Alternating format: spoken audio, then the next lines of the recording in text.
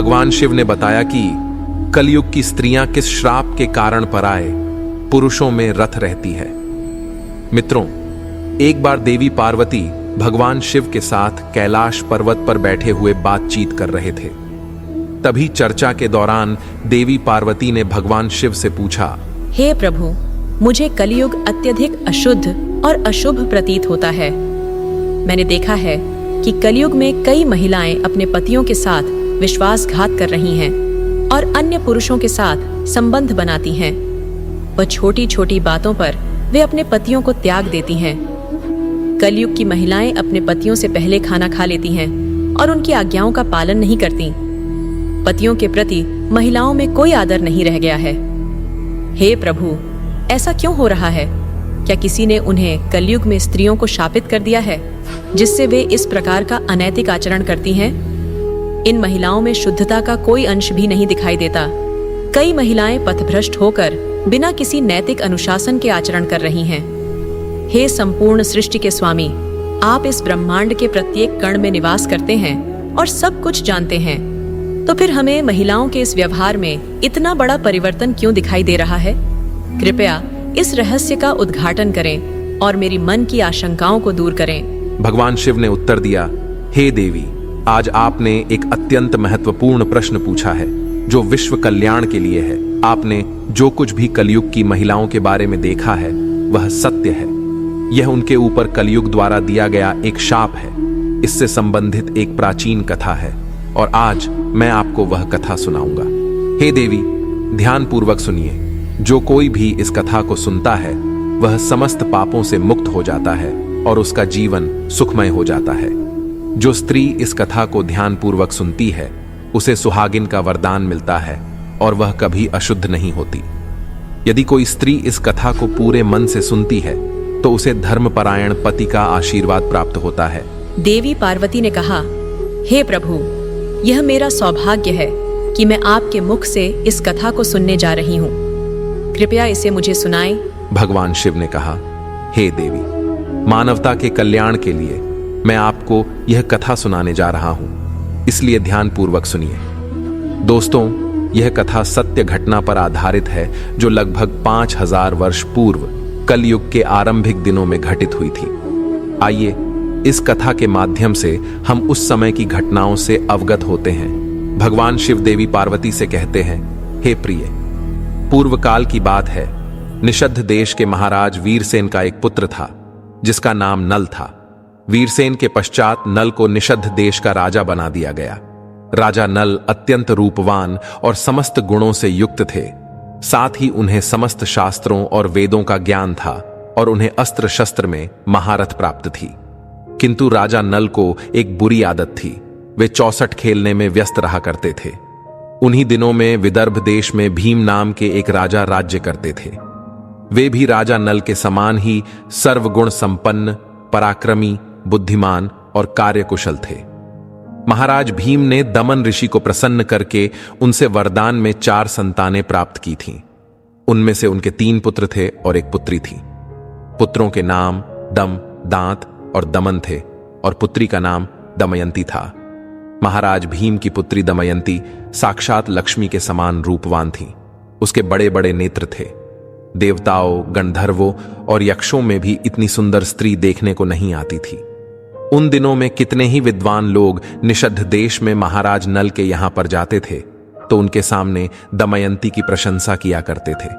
विद्वान लोग राजा नल से कहते, हे महाराज, विदर्भ नरेश की पुत्री दमयंती अत्यंत सुंदर, रूपवान, गुणवान और पवित्र है। इस पृथ्वी लोक में उसके जितनी सुंदर कोई नहीं है।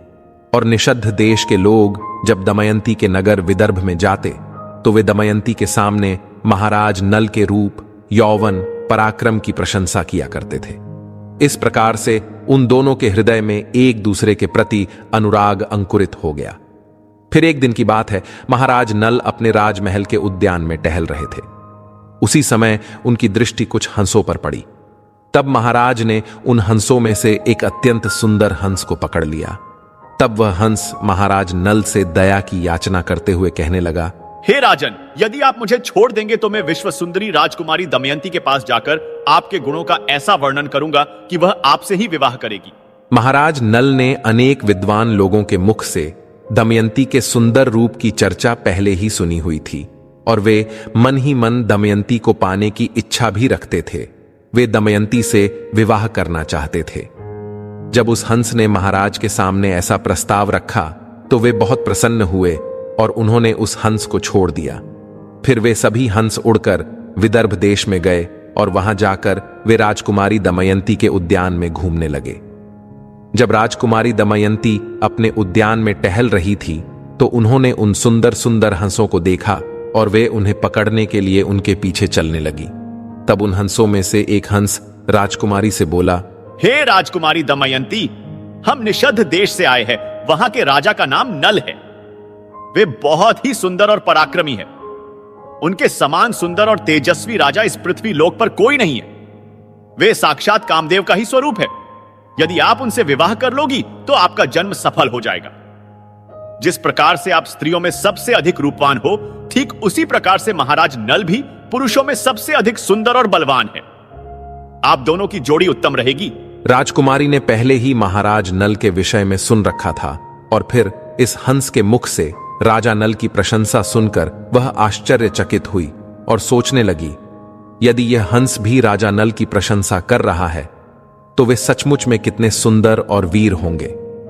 फिर दमयंती के मन में राजा नल से मिलने की लालसा जागृत हुई। दमयंती ने उस हंस से कहा, हे प्रिय हंस, अब तुम जाकर राजा नल तक मेरा प्रेम संदेश पहुंचा दो। वे सभी हंस उड़कर फिर से निषद्ध देश में राजा नल के उद्यान में पहुंच गए। राजा नल भी उद्यान में टहल रहे थे तो उनमें से एक हंस ने राजा नल तक राजकुमारी दमयंती के प्रेम का प्रस्ताव पहुंचा दिया, जिसे सुनकर महाराज नल बहुत प्रसन्न हुए। इधर दमयंती भी दिन रात राजा नल का ही ध्यान करती रहती थी। वह उनसे मिलने के लिए व्याकुल हो रही थी, लेकिन उसे समझ में नहीं आ रहा था कि वह उनसे मिलने कैसे जाए और अपने मन की बात को कैसे कहे। राजा नल के विषय में अधिक सोचने के कारण दमयंती अपनी सूध बुद्ध खो चुकी थी, जिस कारण से उसका शरीर भी दुबला होता गया और वह कमजोर सी दिखने लगी। फिर जब महाराज भीम ने देखा कि उनकी कन्या विवाह के योग्य हो गई है तो महाराज भीम ने दमयंती के स्वयंवर का आयोजन किया। उस स्वयंवर में सभी देशों के राजाओं और राजकुमारों को बुलाया गया। स्वयंवर का निमंत्रण मिलने के बाद सभी देश के राजा वहां पहुंचने लगे। जब देवर्षि नारद को दमयंती के स्वयंवर की बात पता चली तो उन्होंने भी देवराज इंद्र की सभा में जाकर सभी देवताओं को इसका समाचार दिया। इंद्र आदि समस्त देवता भी दमयंती के सौंदर्य से परिचित थे और वे भी दमयंती को पाने की कामना रखते थे। इसीलिए इंद्र आदि देवता भी दमयंती के स्वयंवर में जाने के लिए स्वर्गलोक से विदर्भ देश की ओर निकल पड़े। इधर महाराज नल को भी दमयंती के स्वयंवर का निमंत्रण पहुंच चुका था और वे भी बड़ी ही उत्सुकता के साथ दमयंती के स्वयंवर के लिए अपने रथ में बैठकर निकल पड़े। जब देवराज इंद्र आदि देवताओं ने राजा नल को भी दमयंती के स्वयंवर की ओर जाते देखा तो उन्हें बड़ी घृणा हुई। देवराज इंद्र आदि देवता अपना विमान लेकर राजा नल को रोकने के लिए उनकी ओर जाने लगे। रास्ते में ही देवराज इंद्र ने अपना विमान राजा नल के रथ के सामने उतार दिया। जब राजा नल ने देवताओं का विमान देखा तो वे रथ से नीचे उतरकर उस विमान के पास आ गए और सभी देवताओं को प्रणाम किया। तब देवराज इंद्र ने बड़ी ही चतुराई से राजा नल की ओर देखते हुए कहा, हे वत्स, तुम बहुत ही रूपवान और गुणवान हो। हम सभी दमयंती के स्वयंवर में जा रहे हैं, इसीलिए तुम हमारा दूत बनकर विदर्भ देश में जाओ और राजकुमारी दमयंती के सामने हमारे विवाह का प्रस्ताव रखो और कहो कि इंद्र, वरुण, अग्नि, कुबेर आदि देवता तुम्हारे स्वयंवर में पधार रहे हैं। वे तुमसे विवाह करना चाहते हैं। इनमें से तुम जिस देवता को चाहो उसे अपना पति स्वीकार करो। देवराज इंद्र के ऐसे वचन सुनकर राजा नल एकदम से आश्चर्यचकित हो गए। उन्होंने अपने दोनों हाथ जोड़कर देवराज इंद्र से कहा, हे प्रभु, मैं आपका संदेशवाहक कैसे बन सकता हूं, जबकि मेरा स्वयंवर में जाने का उद्देश्य भी वही है जो आपका है। मैं भी वहां राजकुमारी दमयंती का हाथ पाने के लिए जा रहा हूं, अर्थात मुझे भी स्वयंवर में भाग लेने का आमंत्रण मिल चुका है। कृपया मुझे क्षमा करें, परंतु मैं आपका संदेशवाहक नहीं बन सकता। फिर देवराज इंद्र ने कहा, हे वत्स, देख लो, तुम हम देवताओं की आज्ञा को ठुकरा रहे हो, तुम हमारा अपमान कर रहे हो। इसका परिणाम तुम्हारे लिए अच्छा नहीं होगा। देवराज इंद्र की ऐसी कठोर वाणी सुनकर राजा नल ने उनकी बात को स्वीकार करना ही उचित समझा। देवताओं के विरुद्ध जाना महाराज नल को उचित नहीं लगा और फिर उन्होंने देवताओं का दूत बनकर जाना स्वीकार कर लिया। और फिर राजा नल ने देवराज इंद्र की आज्ञा का पालन करते हुए उनका दूत बनकर विदर्भ नरेश के राजमहल में प्रवेश किया और वे राजकुमारी दमयंती को देवराज का संदेश सुनाने के लिए चले गए। तब वहां पर दमयंती और उसकी सहेलियों ने राजा नल के रूप को देखा तो वे सभी मुग्ध हो गए। वे शर्म के मारे राजा नल को कुछ भी बोल नहीं पा रही थीं। तब दमयंती की एक सखी ने पूछा, हे राजन, आप तो बड़े तेजस्वी दिखाई पड़ते हो, आप कौन हैं? और आपको महल में आते हुए किसी ने देखा कैसे नहीं? तब राजा नल ने कहा, हे देवियों, मैं राजा नल हूं और देवताओं के प्रभाव से मैं बिना किसी की दृष्टि में आए यहां प्रवेश कर गया हूं। मैं यहां अदृश्य रूप से आया हूं, इसीलिए मुझे कोई भी देख नहीं पाया। तब वह सखी फिर से बोली, हे राजन, आप किस उद्देश्य से यहाँ पर आए हैं? कृपया हमें आपके आने का कारण बताइए। तब राजा नल ने कहा, हे देवियों, मैं देवताओं का संदेशवाहक बनकर आया हूं। भगवान देवराज इंद्र ने मुझे यहां भेजा है ताकि मैं उनका संदेश राजकुमारी दमयंती को पहुंचा सकूं। राजा नल राजकुमारी दमयंती को देखकर ही पहचान लेते हैं। उन्होंने जैसा उसका वर्णन सुना था, राजकुमारी दमयंती वैसी ही अत्यंत सुंदर और रूपवान दिखाई पड़ रही थी। राजा नल ने दमयंती से कहा, हे राजकुमारी, स्वर्ग के देवतागण स्वयं आपसे विवाह करने के लिए उत्सुक है। वे सभी आपके स्वयंवर में उपस्थित होंगे। आप इनमें से किसी को भी अपना पति चुन सकती हैं। यही संदेश मैं आपके लिए लाया हूं। अब आप जैसा उचित समझें वैसा करें। उन सभी देवताओं में आप किसी एक को अपने वर रूप में स्वीकार कर लो। यही संदेश देने के उद्देश्य से मैं यहां आया था। यह सुनकर दमयंती बड़ी चिंता में पड़ गई। उसने बड़ी ही श्रद्धा के साथ देवताओं को प्रणाम किया और मंद मुस्कान के साथ राजा नल से कहा, हे स्वामी, मैं तो पहले ही आपको अपना सर्वस्व मान चुकी हूँ। मैं अपने आप को आपके चरणों में सौंपना चाहती हूँ। जिस दिन से मैंने हंसों के मुख से आपके विषय में सुना है, तभी से मैं आपकी ही राह देख रही हूँ। मैं आपसे मिलने के लिए व्याकुल हो रही थी। मैं इस स्वयंवर में केवल आपको ही पति के रूप में स्वीकारना चाहती हूँ। यदि आप मुझ दासी की प्रार्थना को अस्वीकार करेंगे तो मैं जहर खाकर अपने प्राण त्याग दूंगी। आपके सिवा अब मैं किसी से विवाह नहीं कर सकती। दमयंती के मुख से ऐसी बात सुनकर राजा नल को बड़ा दुख हुआ। वे दुखी मन से कहने लगे, हे राजकुमारी, महान देवता आपसे विवाह करना चाहते हैं। यदि आप उनसे विवाह करेंगी तो आपको स्वर्ग का सुख मिलेगा। तो फिर आप मुझ जैसे तुच्छ मानव से विवाह क्यों करना चाहती हैं? मैं उनके चरणों की धूल के बराबर भी नहीं हूं। आपको तो किसी देवता से विवाह करना चाहिए। देवताओं को नाराज करना एक मनुष्य के लिए मृत्यु के समान है। इसलिए मैं उनकी इच्छा के विरुद्ध नहीं जा सकता। कृपया मुझे बचाइए और किसी देवता को चुन लीजिए। राजा नल की ऐसी बात सुनकर दमयंती बहुत उदास और दुखी हो गई। उसकी आंखों से आंसुओं की धारा बहने लगी। फिर वह मंद स्वर में बोलने लगी, हे स्वामी, चाहे मेरी मृत्यु हो जाए, मैं आपको वचन देती हूँ कि मैं केवल आपको ही पति के रूप में वरण करूंगी। इसके लिए मुझे नरक में जाना पड़े तो भी मैं तैयार हूँ। तब राजा नल ने कहा, हे राजकुमारी, परंतु इस समय मैं देवताओं का संदेशवाहक हूं। यदि मैं अपनी इच्छाओं के अनुसार कार्य करूंगा तो यह गलत होगा। मैं भी आपसे प्रेम करता हूं और आपसे विवाह करना चाहता हूं, परंतु इस समय ऐसा करना धर्म के विरुद्ध होगा। फिर राजकुमारी दमयंती बोली, हे स्वामी, इसके लिए मेरे पास एक उपाय है। उसके अनुसार कार्य करने पर आपको दोष नहीं लगेगा और हमारा विवाह भी संपन्न हो जाएगा। वह उपाय यह है कि स्वयंवर की सभा के मंडप में आप भी अन्य लोगों के साथ उपस्थित रहिए और मैं आपके पास आकर आपके गले में वरमाला डालूंगी। महाराज नल सत्य धर्म का पालन करने वाले थे। वे असत्य नहीं कह सकते थे। इसीलिए वे देवताओं के पास पहुंच गए। जब देवताओं ने उनसे राजकुमारी के बारे में पूछा तो राजा नल ने देवताओं को बताया, हे देवताओं, मैंने आपका संदेश राजकुमारी दमयंती तक पहुंचा दिया है, परंतु वह तो मुझे ही वर के रूप में पाना चाहती हैं। इस स्वयंवर में वह मेरे ही गले में वरमाला डालने की इच्छा रखती है। अब मैंने आपके कहे अनुसार धर्म का पालन करते हुए इस दूत के कार्य को संपन्न किया। यह सुनकर देवता विचार करने लगते हैं और फिर उन्होंने एक युक्ति सोची। फिर सभी देवतागण और अन्य राजा महाराजा स्वयंवर सभा में पहुंच गए। सभी राजा अपने अपने स्थान पर खड़े हो गए। फिर दमयंती अपने हाथ में वरमाला लेकर उस स्थान पर अपने लिए वर का चुनाव करने पहुंच गई। धीरे धीरे दमयंती उस सभागृह में उपस्थित राजा महाराजाओं के सामने से आगे बढ़ने लगी। दमयंती ने वहां पर उपस्थित अनेक बड़े बड़े राजाओं को नापसंद किया और फिर अंत में वह उस स्थान पर पहुंच गई जहां पर राजा नल खड़े हुए थे। जब दमयंती वहां का दृश्य देखती है तो अचंभित हो जाती है। उस स्थान पर राजा नल के समान दिखने वाले 5 पुरुष खड़े थे। वे सभी के सभी हूबहू राजा नल के जैसे ही दिख रहे थे। उन्हें देखकर दमयंती चिंता में पड़ गई और मन ही मन सोचने लगी, अब इन 5 में से असली महाराज नल कौन से हैं?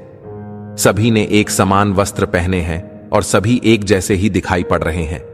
दमयंती को समझ में आ गया कि यह देवताओं की माया है।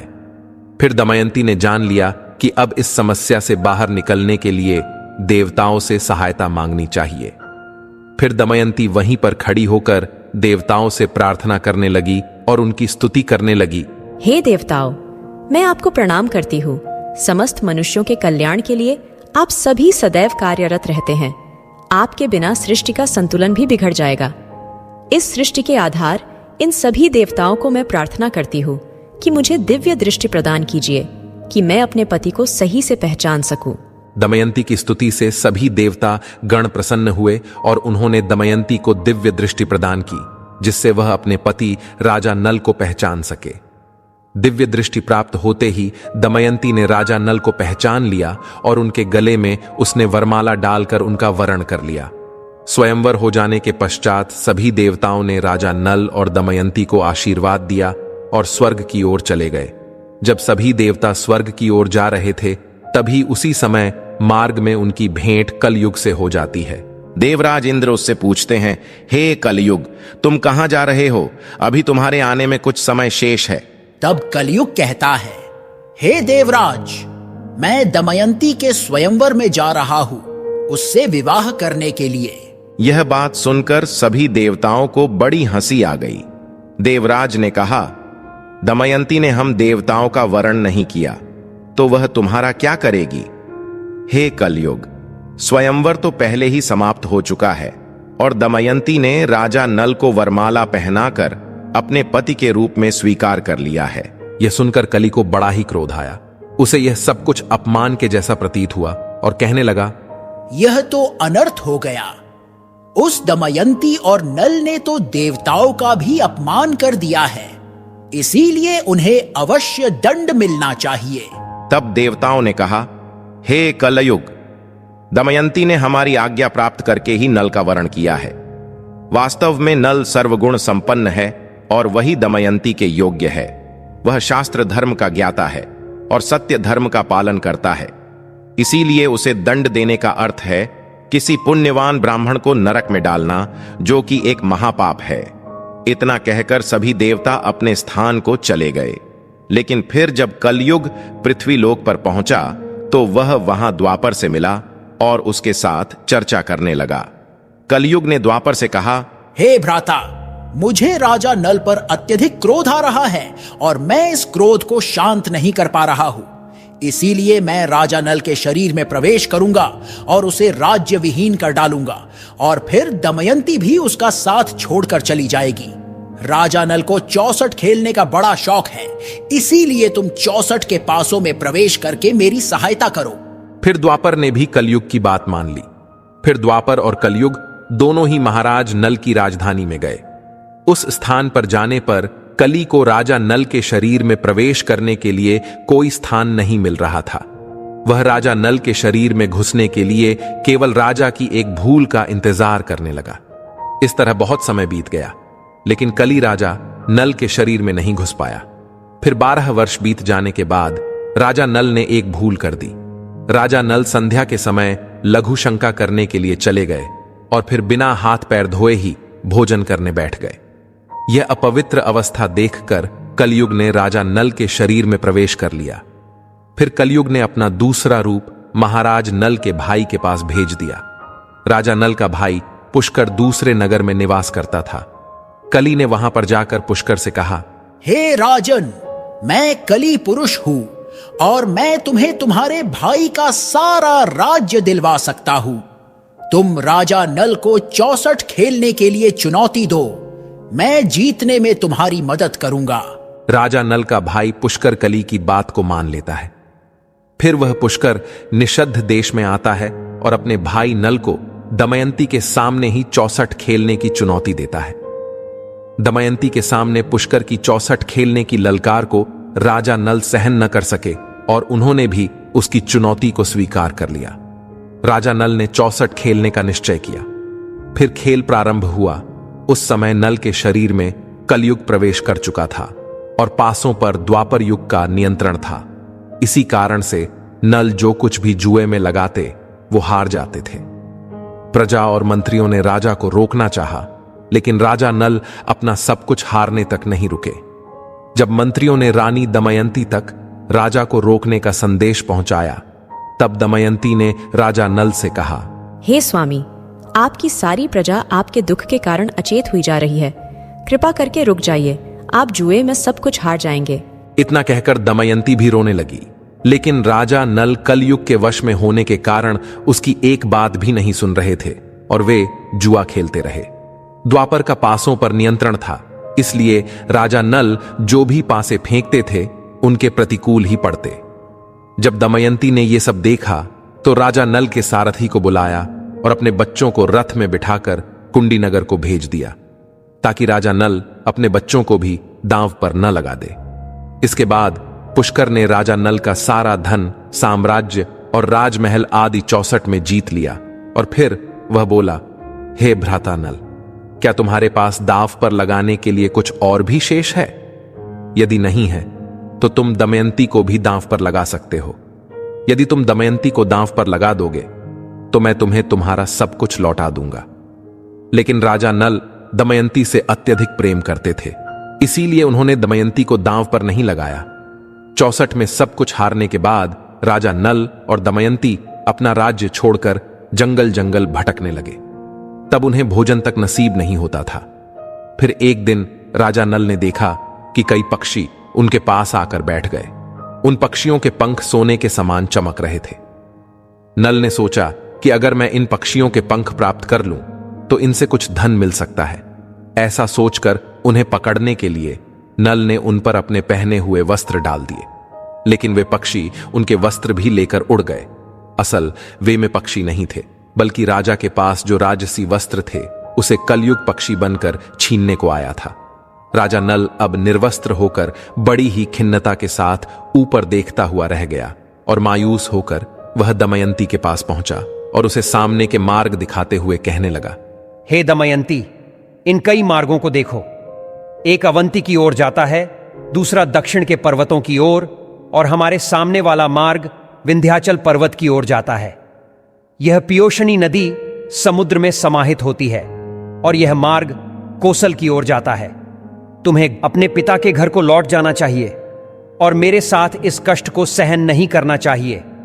राजा नल चाह रहे थे कि दमयंती उनके साथ रहकर दुख न भोगे और अपने घर को चली जाए, लेकिन राजा नल का दुख और लाचारी देखकर दमयंती की आंखें आंसुओं से भर गईं।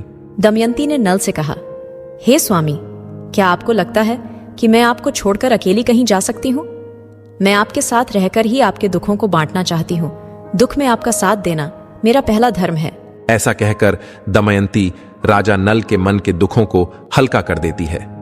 उस समय नल के शरीर पर एक भी वस्त्र नहीं था और ना ही जमीन पर सोने या बैठने के लिए कोई आसन था। नल और दमयंती के साथ कलयुग ने अपना क्रोध इस प्रकार से निकाला कि उसे कहीं का नहीं छोड़ा।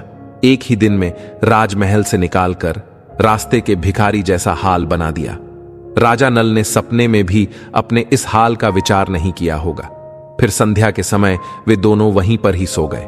कुछ समय बाद नल गहरी सोच में पड़ गया और मन ही मन कहता है कि ये मुझसे बड़ा प्रेम करती है, प्रेम के कारण ही इसे इतना दुख झेलना पड़ रहा है।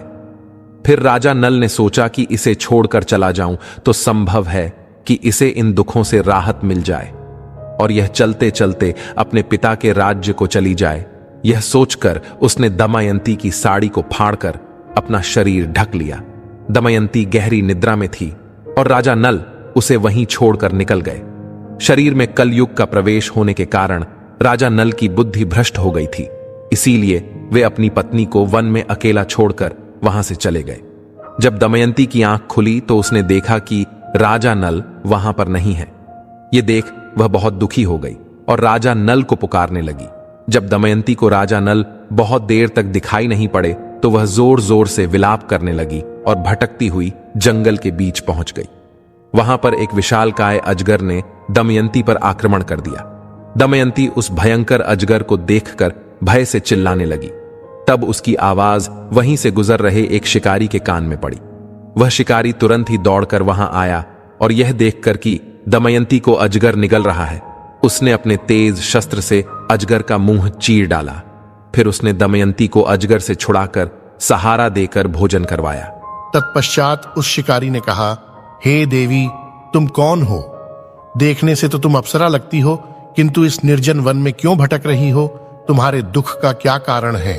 दमयंती ने उसे सारी हकीकत बता दी। दमयंती की सुंदरता और चाल देखकर वह शिकारी उस पर अत्यंत मोहित हो चुका था।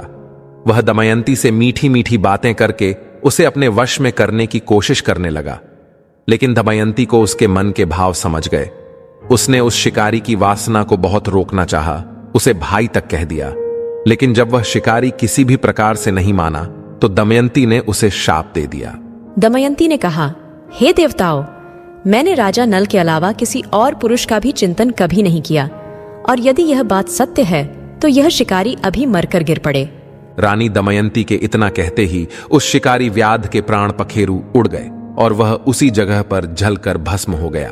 उसके मर जाने के बाद दमयंती इस निर्जन और भयंकर वन में खो चुकी थी। फिर रास्ते में मिले लोगों से पूछती हुई वह उत्तर की ओर बढ़ने लगी।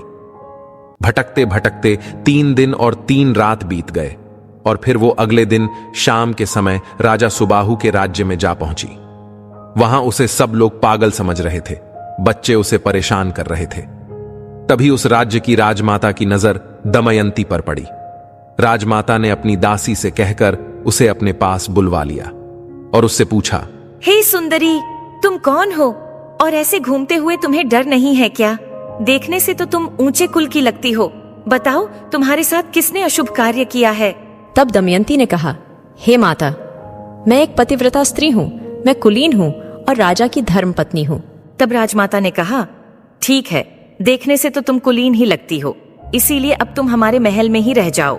दमयंती ने कहा, हे माता, मैं आपके यहाँ रह तो जाऊंगी, पर मेरी 3 शर्तें हैं।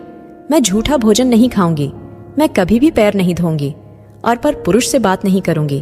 तब वह राजमाता कहती है, हाँ ठीक है, मुझे तुम्हारी ये शर्तें मंजूर है, तुम हमारे साथ अब राजमहल में ही निवास करो। वही दूसरी तरफ राजा नल जंगल में भटक रहे थे तो उसी समय उन्हें जंगल में आग लगी हुई दिखाई पड़ी। तभी राजा नल को किसी के चिल्लाने की आवाज सुनाई दी।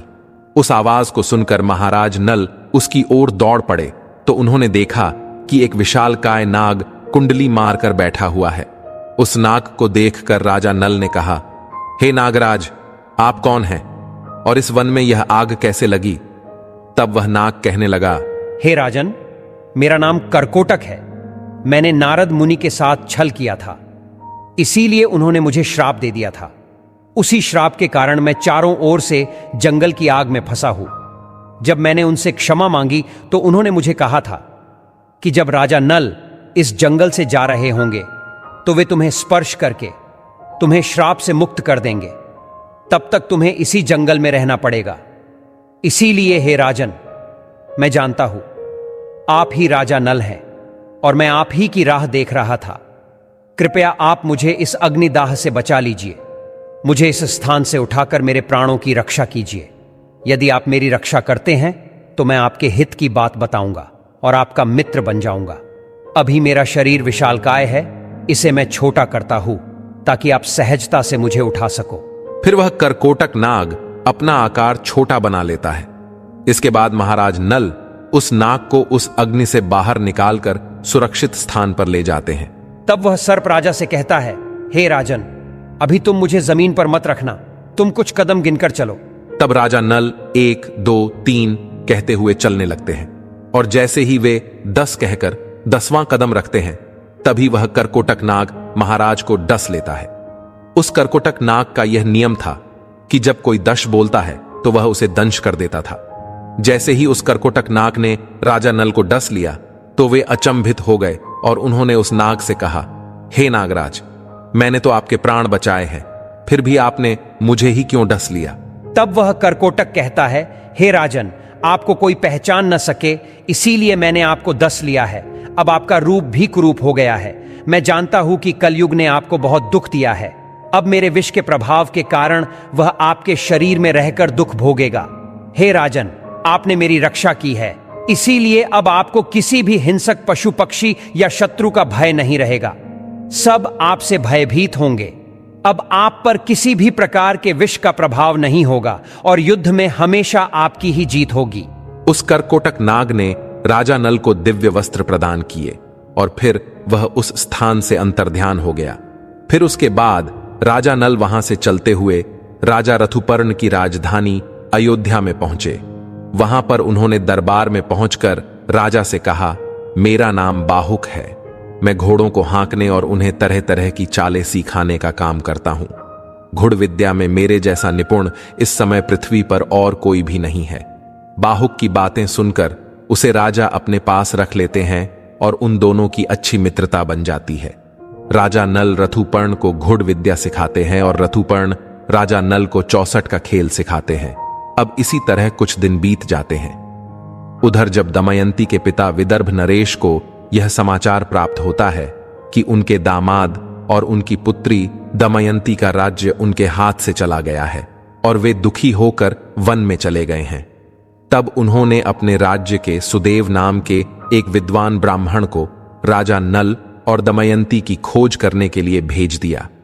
जब वह सुदेव ब्राह्मण 6 दिन नरेश के राज्य में पहुंचता है तो उसने राजमहल में दमयंती को बैठा हुआ देख लिया। उस समय दमयंती वहां की रानी सुनंदा के साथ बैठकर धर्म कार्य कर रही थी। तब वह सुदेव दमयंती के पास गया और बोला, हे महारानी, मुझे आपके पिता ने आपको खोजने के लिए भेजा है। आपका परिवार आपकी और राजा नल की अत्यधिक चिंता कर रहा है। तब दमयंती ने भी उसे पहचान लिया। तब दमयंती ने उस सुदेव से अपने घर का कुशल मंगल पूछ लिया और बहुत रोने लगी। दमयंती को रोता हुआ देखकर सुनंदा घबरा गई और उसने तुरंत ही राजमाता को सारी बात बता दी। तब राजमाता बाहर आई और उन्होंने आकर उस सुदेव ब्राह्मण से पूछा, हे ब्राह्मण देवता, यह स्त्री किसकी पत्नी है, किसकी पुत्री है? यह अपने परिवार से बिछड़कर यहाँ पर कैसे आ गई? तब उस सुदेव ने राजमाता को दमयंती का परिचय दिया। फिर सुनंदा अपने हाथों से दमयंती को स्नान कराती है और फिर दमयंती के दोनों भौहों के बीच में लाल चिन्ह चंद्रमा के समान प्रकट हुआ। उसके माथे का वह चिन्ह देखकर सुनंदा और राजमाता दोनों रो पड़े, क्योंकि वह राजमाता दमयंती की मौसी थी और उसने यह बात उससे छिपाई हुई थी। फिर राजमाता दमयंती को बड़े ही आदर और सम्मान के साथ अपने पिता के घर भेज देती है। दमयंती अपने पिता के घर को चली जाती है और रोते हुए, गिड़गिड़ाते हुए उनसे प्रार्थना करती है कि वे उसके पति नल को ढूंढकर घर वापस लेकर आए। अपनी पुत्री की बात सुनकर राजा भीम सुदेव को बुलाते हैं और राजा नल को खोजने की योजना बनाते हैं। उस समय दमयंती सुदेव से कहती है, हे सुदेव, हो सकता है कि मेरे पति शर्म के मारे तुमसे ना मिले और गुप्त रहकर अपना जीवन व्यापन कर रहे होंगे। तब तुम उनसे यह बात कहना, वाह रे मेरे प्यारे छलिए, तुम मेरी साड़ी में से आधा वस्त्र फाड़कर चले गए। आपकी दासी उसी अवस्था में आपका इंतजार कर रही है। फिर वह सुदेव अपने साथियों के साथ राजा नल को ढूंढने निकल पड़े। बहुत दिनों के बाद एक ब्राह्मण वापस आया। उसने दमयंती से कहा, हे देवी, मैंने राजा रथुपर्ण के पास जाकर भरी सभा में आपकी बात दोहराई तो किसी से कुछ जवाब नहीं मिला। लेकिन जब मैं वहां से वापस आने लगा तब बाहुक नाम के एक सारथी ने मुझे एकांत में बुलाया। बाहुक शरीर से अत्यंत कुरूप और उसके हाथ छोटे छोटे थे। वह लंबी लंबी सांस लेकर रोता हुआ मुझसे कहने लगा, उच्च कुल की स्त्रियों के पति उन्हें छोड़ भी देते हैं तो फिर भी वे अपने शील की रक्षा करती हैं क्या?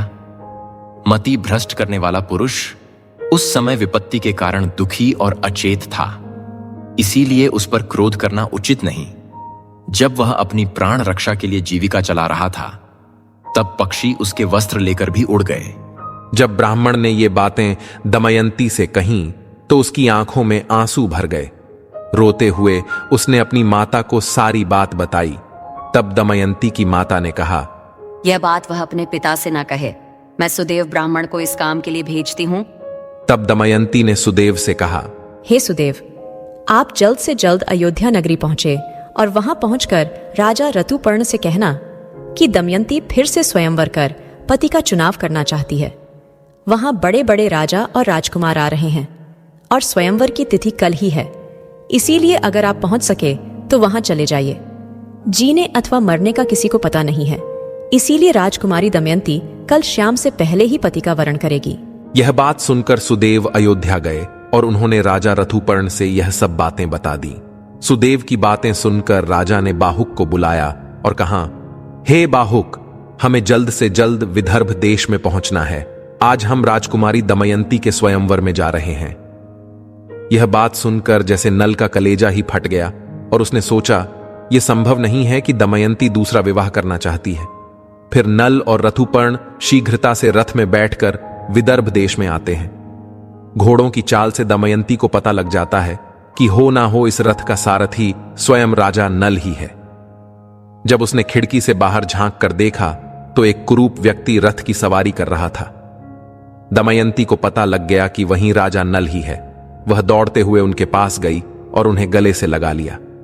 तभी राजा नल ने करकोटक नाग के जो वस्त्र पहने हुए थे उसे उतार दिए और पत्नी के सच्चे प्रेम के कारण कलयुग का असर भी समाप्त हो गया, जिस कारण से वह कलयुग राजा नल के शरीर से बाहर आता है और दमयंती का पति के प्रति प्रेम भाव देखकर उसे अत्यधिक घृणा हो जाती है। किंतु अभी भी द्वापर युग का काल थोड़ा शेष था, जिस कारण से वह कलयुग नल और दमयंती को अपने वशीभूत नहीं कर पाया था। और फिर उस कलयुग ने क्रुद्ध होकर दमयंती को शाप दिया कि, हे दमयंती, आज तो तुम मेरे वशीभूत नहीं हो पाई, अपितु मैं कलयुग की नारियों को यह शाप देता हूं। मित्रों, भगवान शिव कहते हैं, हे देवी पार्वती, अब आपके सभी प्रश्नों के उत्तर देता हूं जो कि इस कलयुग के शाप में छिपे हुए हैं। कलयुग कहता है, ये स्त्रियां आलसी बन जाएंगी, देर से उठेगी, पति के साथ ही भोजन करेगी, वे अपनी से कभी भी संतुष्ट नहीं रहेगी और गुण अधिक धन की लालची बन जाएगी। अतः कलयुग में स्त्रियों का राज हो जाएगा। हर घर की पुत्र वधू काम के लिए घर से बाहर जाएगी। धन की प्राप्ति होने सवेचाचारिणी बन जाएगी। उन्हें पति से ज्यादा पराये पुरुष अधिक पसंद होंगे। वे सही समय पर विवाह नहीं करेंगी तथा स्त्री को जो मां बनने का वरदान मिला है उसका भी अपमान करेगी और स्वयं बच्चे को जन्म देना नहीं चाहेगी। हे पार्वती, कलयुग की स्त्री कम कम से वस्त्र परिधान करेंगी, उनका प्रेम भी झूठा होगा, बाल कटवाएगी, ठीक से बच्चों और परिवार की परवरिश नहीं करेंगी तथा अपने घर के वृद्ध लोगों को घर से बाहर निकाल देगी। हे गौरी, कुंवारी कन्या जो कि स्वयं देवी का स्वरूप है, वह भी विवाह पहले गर्भवती हो जाएगी। उनका पूजा पाठ में मन नहीं लगेगा, केवल दिखावे के लिए ईश्वर की पूजा करेंगी। किंतु जो लोग धर्म का पालन करते हुए ईश्वर का नाम स्मरण करते हैं, उन्हें मुक्ति मिल जाती है। जो स्त्री पति और ईश्वर सेवा सच्चे मन से करती है, वह देवी समान पूजनीय रहेगी। उन पर मेरा आशीर्वाद सदैव बना रहता है। भगवान शिव कहते हैं, हे पार्वती, इस प्रकार से कलयुग के श्राप के प्रभाव के कारण ही कलयुग की स्त्रियों में ऐसा बदल आया है। तो दोस्तों, इस प्रकार से कलयुग के श्राप के कारण आज की स्त्रियों में पवित्रता की कमी दिखाई पड़ती है। आपको यह कथा कैसी लगी, कमेंट करके अवश्य बताएं। जानकारी अच्छी लगी तो वीडियो को लाइक जरूर करें और कमेंट में हर हर महादेव अवश्य लिखें। साथ ही चैनल को सब्सक्राइब करना ना भूलें। आप सभी का धन्यवाद।